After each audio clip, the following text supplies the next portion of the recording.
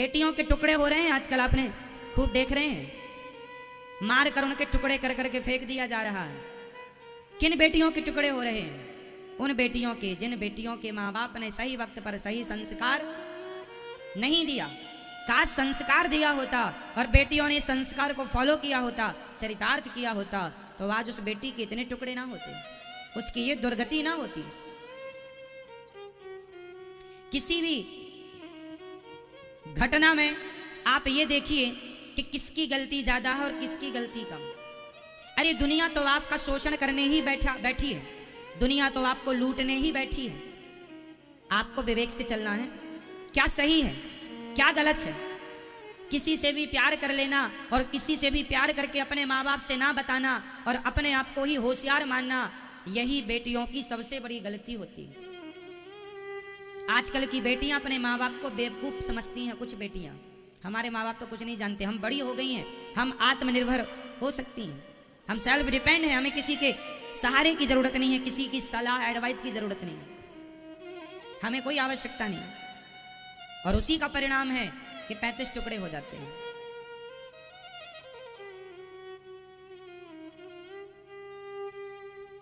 हमारे शास्त्र कहते हैं, बड़े बुजुर्ग कहते हैं कि शादी विवाह वहां करो जहां माँ बाप कहते हैं। गलत ट्रैक पर ना जाओ ना जाओ ना जाओ। लेकिन आज के मॉडल जमाने को कौन समझाए। अब जितनी बची बेटियां हैं, आप सीख लेना, समझ लेना, ये दुनिया सिर्फ आपका शोषण करने के लिए बैठी है। आप अब देखो ना, किसी लड़के के संग वो लड़की जाकर रह रही है, उसके माँ बाप को गलत जानकारी दे रही है, वो कह रही है कि हम सखियों के साथ हैं, सहेलियों के साथ, पर रह रही है लड़कों के साथ, लड़के के साथ। फिर अपने माँ बाप की आंखों में धूल झोंक रही है। इससे नुकसान किसका हुआ? हुआ ना नुकसान। आपका झूठ आपकी जान लेगा, आपकी गलती आपको दंड देगी, किसी और को नहीं। इसलिए अपनी अपनी बेटियों को समझा दो। प्यार का भूत सवार हो जाता है कुछ लड़कियों को। प्यार करना बुरा थोड़ी है, प्यार करना चाहिए, परंतु प्यार किससे करना चाहिए? माता सीता ने राम जी से क्या प्यार नहीं किया? क्या माता सीता ने राम जी से प्यार नहीं किया? किया। प्यार करने का थोड़ी कोई मना कर रहा है। शादी कर लो, अपने पति से प्यार करना, अपनी पत्नी से प्यार करना। शादी के पहले ही आजकल लोग संबंध बना लेते हैं। लड़के लड़की आजकल संबंध में रहने लग जाते हैं।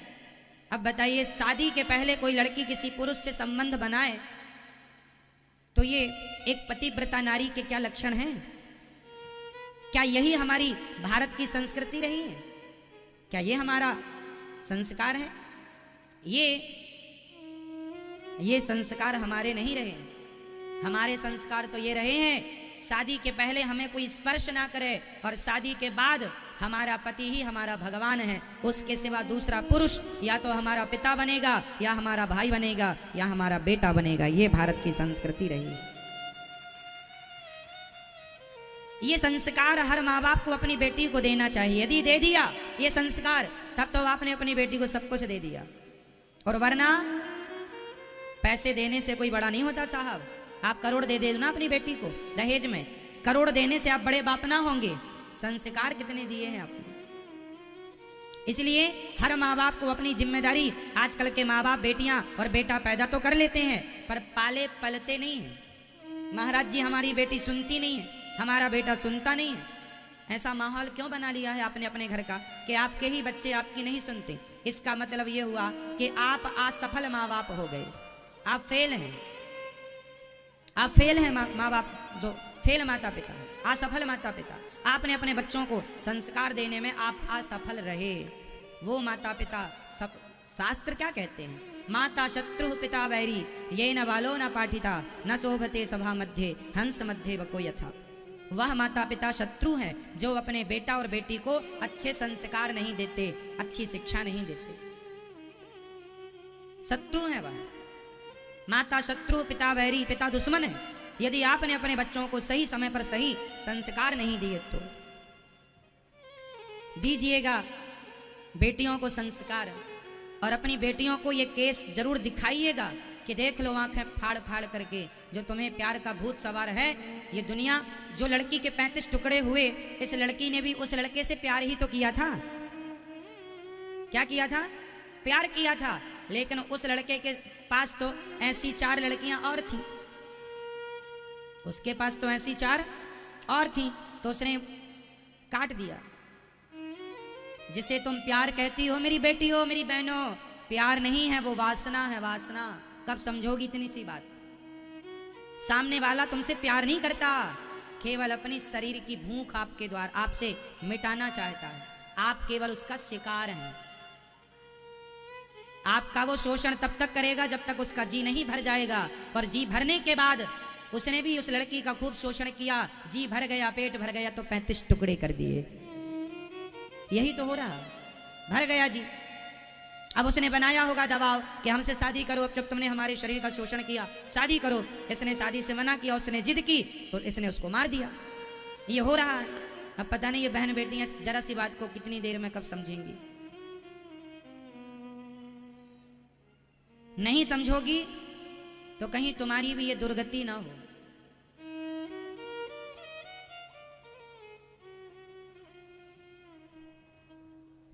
संभल के चलने की जरूरत है, खासकर माता पिता को। बेटियां पढ़ें, पढ़ना बुरा नहीं है। मैंने कहा था कि पढ़ाई लिखाई कराओ बेटियों की, पर बेटियों पर थोड़ी सी नजर बनाए रखो। एक बाप की जिम्मेदारी पूरी करो। बड़े शहर में आपकी बेटी अकेली रह रही है, आज के युग में आप कैसे मान सकते हैं कि वो सिक्योर है, सुरक्षित है? आप किसी को उसके साथ भेजिए, अपनी पत्नी को, अर्थात लड़की की माँ साथ में रहे, या लड़की का भाई साथ में रहे, या लड़की का कोई अपना जिस पे आपको विश्वास हो वो साथ में रहे। 1-2 साल की ही तो पढ़ाई है, त्याग लो ना थोड़ा बेटी के भविष्य के लिए, रह लो ना थोड़ा साथ में, साथ रह के पढ़ा लिखा दो। अकेले छोड़ने का जमाना नहीं है साहब। अब आप माने या ना माने, अकेले छोड़ने का जमाना। यदि आप चाहते हैं कि फिर हो जाए टुकड़े तो हो जाने दो। यदि आप ये थिंकिंग वाले व्यक्ति हैं कि हो जाने दो फिर टुकड़े, यदि आप टुकड़े कराने को तैयार हैं तो फिर आप आजाद छोड़ दीजिए। और आप जरा समझदार और गंभीर माँ बाप हैं तो जिम्मेदारी का परिचय दीजिए। बेटियों की पढ़ाई लिखाई में आप कुछ दिन उनके साथ रहिए, सुव्यवस्थित उन्हें पढ़ाइए लिखाइए, खूब पढ़ाइए ना। लेकिन कल आपकी बेटी के साथ कोई हादसा ना हो जाए, कल ये घटना आपकी बेटी के साथ ना घट जाए। इसलिए आपको एक जिम्मेदार माँ बाप का परिचय देना होगा।